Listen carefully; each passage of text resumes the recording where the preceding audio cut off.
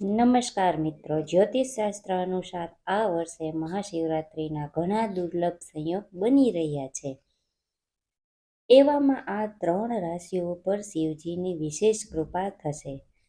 મિત્રો, હિન્દુ ધર્મમાં મહાશિવરાત્રિના તહેવારનું વિશેષ મહત્વ છે. મિત્રો, આ જે 3 રાશિઓ છે તે વર્ષ 2030 સુધીમાં ખૂબ જ ધનવાન બનવાની છે. આ રાશિના લોકોનું ભાગ્ય 7મા આસમાને રહેશે. મિત્રો, મહાદેવ હવે 12 રાશિઓમાંથી 3 રાશિઓ અત્યંત ભાગ્યશાળી બનાવશે. મિત્રો, મહાદેવ હવે આ 3 રાશિઓ પર ખૂબ પ્રસન્ન છે, જેના કારણે આ 3 રાશિઓ માટે આ વર્ષથી 2030 સુધીનો સમય ખૂબ જ શુભ રહેશે. આ સમયગાળા દરમિયાન આ 3 રાશિઓને મહાદેવના આશીર્વાદથી વિવિધ પ્રકારની મોટી ખુશીઓના સમાચાર મળશે. મોટા લાભ થશે, ધન અને યશ પ્રાપ્ત થશે, જેના કારણે તેમના જીવનમાં મોટા ફેરફારો થશે. તો ચાલો જાણીએ કે આ 3 કઈ ભાગ્યશાળી રાશિ છે જે મહાદેવના આશીર્વાદથી ખૂબ સમય અનુભવશે. તે સાથે જ તમને જણાવી દઈએ કે મહાશિવરાત્રિ પહેલા ઘરમાં અમુક વસ્તુ અચૂકપણે લાવવી જોઈએ, જેથી ઘરમાં સુખ અને સમૃદ્ધિ હંમેશા બની રહે. મિત્રો, મહાશિવરાત્રિનો ઉપવાસ પણ ભગવાન શિવ અને દેવી પાર્વતીને સમર્પિત છે અને આ દિવસે તેમની પૂજા પૂર્ણ ભક્તિ અને શ્રદ્ધાથી કરવામાં આવે છે. એવું માનવામાં આવે છે કે ભગવાન શિવ અને દેવી પાર્વતીના લગ્ન આ દિવસે થયા હતા અને આ તહેવાર તેમના લગ્નના શુભ દિવસ તરીકે ઉજવવામાં આવે છે. આ દિવસે દરેક વ્યક્તિ ઉપવાસ રાખે છે અને ભગવાન શિવની પૂજા કરે છે, જેથી ભગવાન શિવના આશીર્વાદ મેળવી શકે. શાસ્ત્રોમાં કહેવામાં આવ્યું છે કે દુનિયામાં અનેક પ્રકારના ઉપવાસ, વિવિધ તીર્થસ્થાનો, વિવિધ પ્રકારના દાન, અનેક પ્રકારના યજ્ઞો, તપ અને જપ વગેરે થાય છે, પરંતુ મહાશિવરાત્રિના વ્રતની તુલના કરી શકાય નહીં. પૌરાણિક શાસ્ત્રો મુજબ બધા ભક્તોએ મહાશિવરાત્રિનો ઉપવાસ ચોક્કસ રાખવો જોઈએ. શિવરાત્રિના વ્રત વિશે અલગ અલગ મત છે. સામાન્ય માન્યતા મુજબ જ્યારે ચતુર્દશી તિથિ પ્રદોષ કાલ રાત્રિના પ્રારંભમાં અને નિષાદ કાલ મધ્યરાત્રિએ હોય છે, ત્યારે શિવરાત્રિનું વ્રત રાખવામાં આવે છે. મહાશિવરાત્રિનો ઉપવાસ સવારથી ચતુર્દશી તિથિ તરીકે રાખવામાં આવે છે અને આ રાત સુધી કરવું જોઈએ. ચારેય પ્રહરમાં ભગવાન શિવની પૂજા કરવી જોઈએ. આ રીતે ઉપવાસ કરવાથી જાગરણ, પૂજા અને ઉપવાસ એ ત્રણેય પુણ્ય કાર્યો એકસાથે થાય છે અને આપણને ભગવાન શિવના વિશેષ આશીર્વાદ મળે છે. આ મહાશિવરાત્રિની રાત્રિ ધાર્મિક દ્રષ્ટિકોણથી આ દિવસનું ખૂબ મહત્વ છે. શિવપુરાણ અને લિંગ પુરાણ સહિત અનેક ધાર્મિક ગ્રંથોમાં તેનો ઉલ્લેખ કરવામાં આવ્યો છે. એવું કહેવાય છે કે જે લોકો મહાશિવરાત્રિ પર ભક્તિભાવથી શિવની પૂજા કરે છે, તેને આખું વર્ષ શિવજીની પૂજા કરવાનો આશીર્વાદ મળે છે. મહાશિવરાત્રિના વ્રતની કથામાં ઉલ્લેખ છે કે જેણે અજાણતા પણ આ વ્રત રાખ્યું તેને શિવલોકમાં સ્થાન પ્રાપ્ત થયું. મિત્રો, તે રાશિઓ વિશે જાણીએ તે પહેલા મહાશિવરાત્રિનો શુભ સમય અને તારીખ જાણી લઈએ અને મહાશિવરાત્રિ પહેલા કઈ વસ્તુ ઘરે લાવવી જોઈએ તે વિશે પણ જલ્દીથી જાણી લઈએ. તો મિત્રો, વિડીયોને એક લાઇક અને શેર કરી દેજો. ભગવાનના સાચા ભક્ત છો તો કોમેન્ટમાં હર હર મહાદેવ જરૂરથી લખજો અને વિડીયોને અંત સુધી જરૂરથી જુઓ, કારણ કે અધૂરી માહિતી ખૂબ જ નુકસાનકારક હોય છે. મિત્રો, મહાશિવરાત્રિનો પર્વ 26 ફેબ્રુઆરી બુધવારે ઉજવવામાં આવશે. મહામાસના કૃષ્ણ પક્ષની ચતુર્દશી તિથિ 26 ફેબ્રુઆરી 2025ના રોજ સવારે 11 વાગ્યે શરૂ થશે અને 27 ફેબ્રુઆરી 2025 રોજ સવારે 8:54 પૂર્ણ થશે. મિત્રો, શિવરાત્રિની પૂજા માટે નિશિતાકાળ મધ્યરાત્રિ શુભ માનવામાં આવે છે. મિત્રો, આ મહિનામાં મહાશિવરાત્રિ સુધીમાં ભસ્મ ઘરે લાવો અને તેને તમે જ્યાં ધન રાખો છો તે સ્થાનમાં રાખો. તમને આર્થિક લાભ થાય છે. આ ઉપાયથી ઘરમાં રહેલી ખરાબ ઉર્જા પણ દૂર થઈ શકે છે. મહામાસમાં કોઈ પણ સોમવારે જો તમે રુદ્રાક્ષની ખરીદીને ગળામાં પહેરો છો તો તમને ભગવાન શિવની કૃપા પ્રાપ્ત થાય છે. આ સમયે રુદ્રાક્ષ ઘરે લાવવો ખૂબ જ શુભ માનવામાં આવે છે. એવું કહેવાય છે કે મહામાસમાં ભગવાન શિવની કૃપા મેળવવામાં મદદ કરે છે. તેથી મહામાસમાં રુદ્રાક્ષ ખરીદો, તેને ઘરે લાવો અને પૂજા કરો. રુદ્રાક્ષને ધારણ કરવાથી તમારા સ્વાસ્થ્યમાં બદલાવ આવે છે અને ભાગ્ય પણ તમારો સાથ આપવા લાગે છે. મિત્રો, મહામાસમાં પારદ શિવલિંગ ખરીદવું પણ શુભ માનવામાં આવે છે. તમે તેને લાવીને ઘરના મંદિરમાં રાખી શકો છો અને તેની નિયમિત પૂજા કરી શકો છો. આને મહાશિવરાત્રિ સુધીમાં ઘરમાં લાવવાથી ઘરમાં સુખ, શાંતિ અને સમૃદ્ધિ આવે છે. ભગવાન શિવના હાથમાં રહેલું ત્રિશૂળ વિશ્વમાં રહેતા શિવ ભક્તોના શત્રુઓનો નાશ કરે છે. તેથી જ મહિનામાં મહાશિવરાત્રિમાં તમે તાંબાનું ત્રિશૂળ ખરીદી શકો છો. આ ત્રિશૂળ ચાંદી અથવા તાંબાનું હોઈ શકે છે.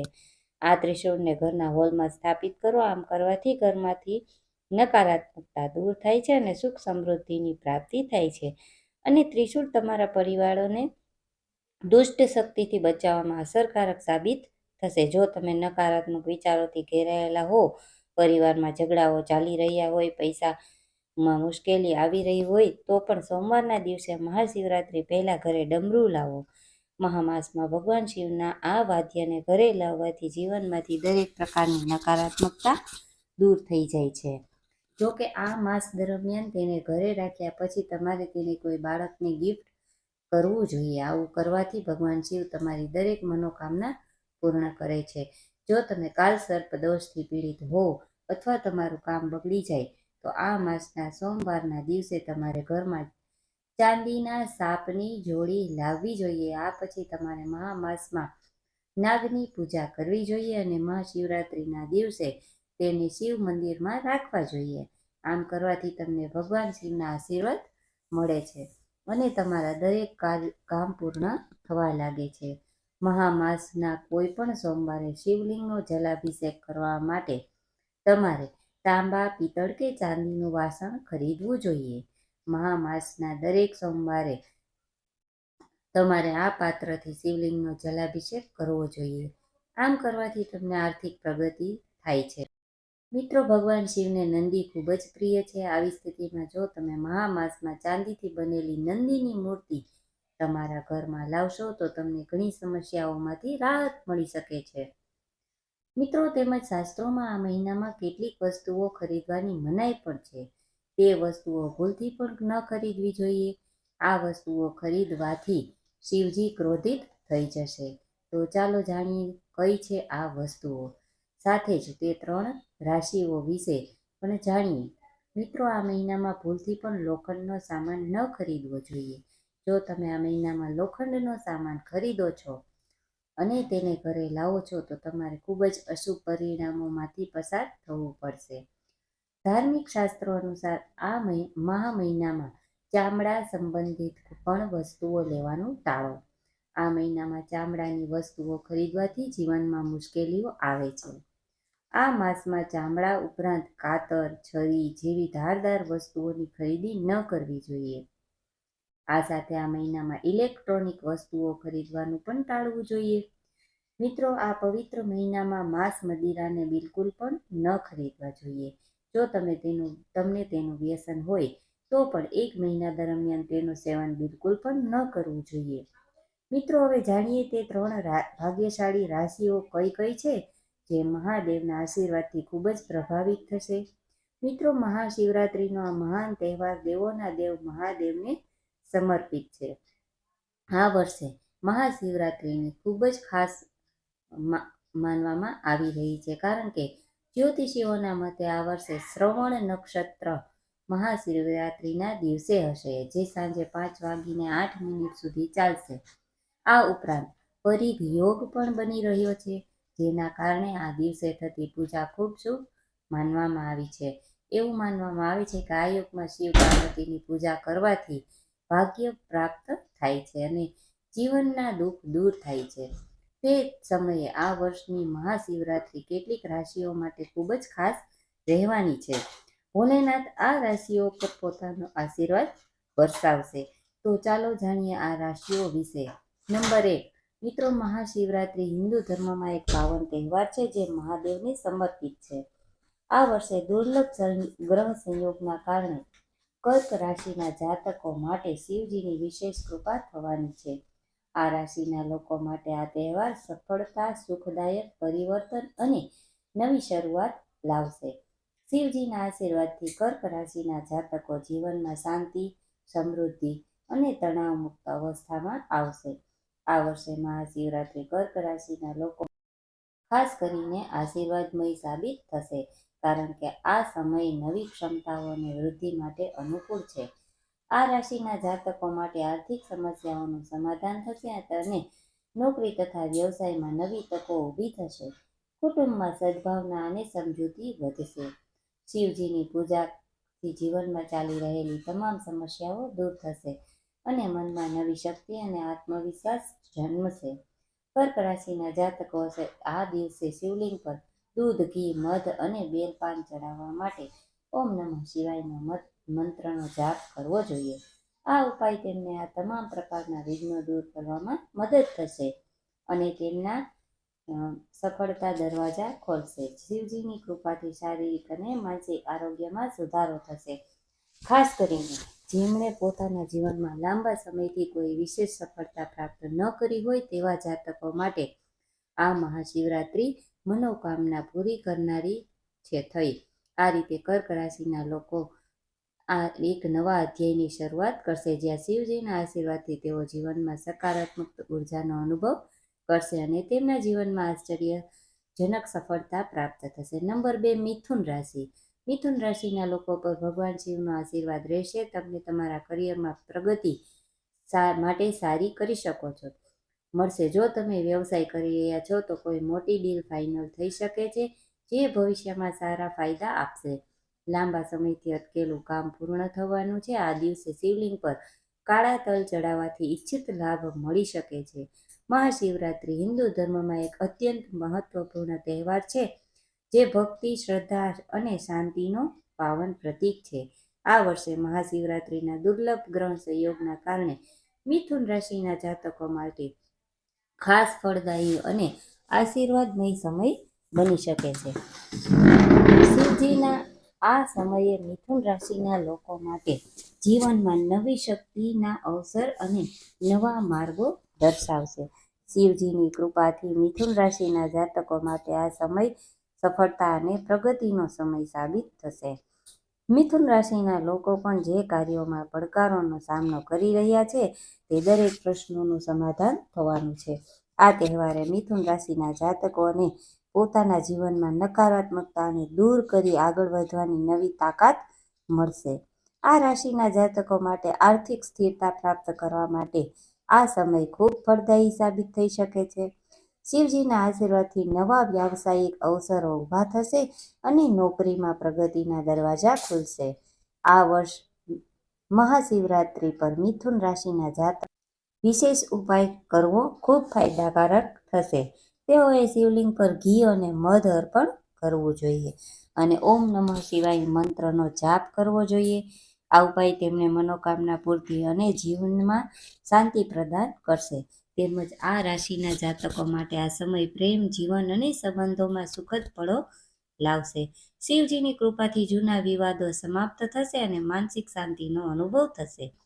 મહાદેવની ઉપાસનાથી મિથુન રાશિના જાતકો તેમના શારીરિક અને માનસિક આરોગ્યમાં સુધારો અનુભવી શકે છે. શિવજીના આશીર્વાદથી તેઓને જીવનમાં ખુશહાલી અને સમૃદ્ધિ મળશે.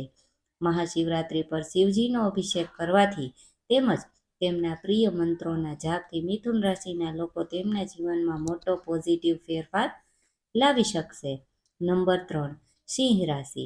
મિત્રો, સિંહ રાશિના લોકો માટે મહાશિવરાત્રિ આર્થિક રીતે ખૂબ જ શુભ રહેવાની છે.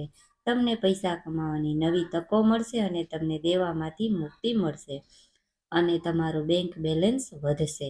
જો તમે નવું ઘર, કાર કે કોઈ મિલકત ખરીદવાનું વિચારી રહ્યા છો તો તેના માટે આ બધી શક્યતાઓ ઊભી થવાની છે. લગ્ન જીવનમાં પણ ખુશી રહેશે. અપરિણિત લોકોને સારા સંબંધો મળી શકે છે. આ દિવસે શિવલિંગ પર મધ ચડાવવાથી પ્રેમ અને સંબંધો મજબૂત બનશે. મહાશિવરાત્રિનો પાવન તહેવાર ભક્તિ અને આશીર્વાદથી ભરપૂર છે. આ વર્ષે બનેલા દુર્લભ ગ્રહ સંયોગના કારણે સિંહ રાશિના જાતકોના જીવનમાં શાંતિ અને સંતુલન આવશે. આ ગ્રહ સંયોગ પ્રેમ જીવનમાં પણ શાંતિ અને સમજૂતી લાવશે. વિવાદો દૂર થશે અને નવા સંબંધો સ્થાપિત કરવા માટે આ શ્રેષ્ઠ સમય રહેશે. મહાશિવરાત્રિ દરમિયાન શિવલિંગ પર ગંગાજળ, બલના પાન અને દૂધ અર્પણ કરવું શુભ રહેશે. શિવજીની કૃપા સિંહ રાશિના જાતકોના મનની શાંતિ વધશે અને જીવનમાં લાંબા ગાળાની સુખદ અનુભૂતિ થશે. શિવજીના આશીર્વાદ સિંહ રાશિના જાતકોના આરોગ્યમાં સુધારો થશે.